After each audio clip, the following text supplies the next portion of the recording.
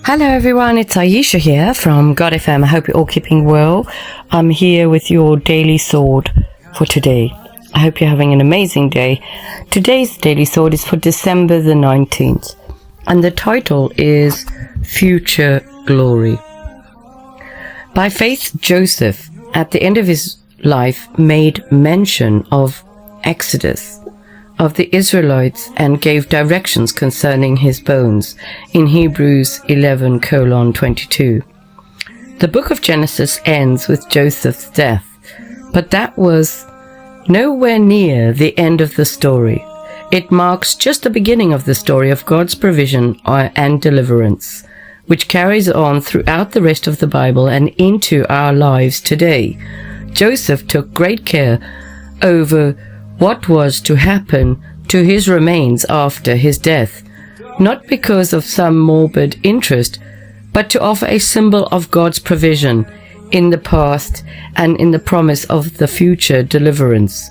Joseph's bones pointed future generations of Israel forward to promises that were then yet to be fulfilled.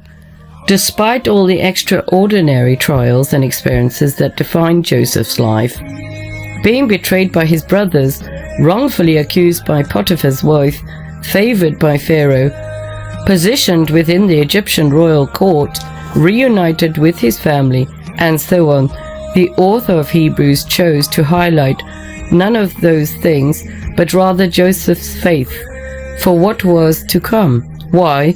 Because it was so phenomenally significant.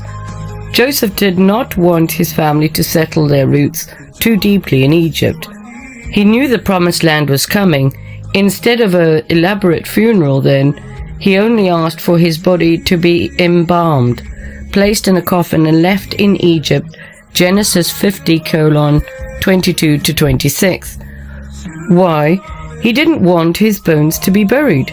He wanted his body to be ready to be moved when it was the time to travel to the promised land.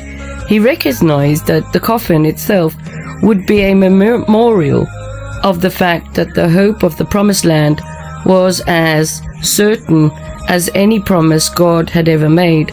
When difficult days would come for the future generations of this growing refuge family, as he surely imagined they would, he wanted them to be able to look to the promise. They could look at his coffin standing at the ready and say Joseph was sure we would leave. If he hadn't been sure, he wouldn't have us carting his bones around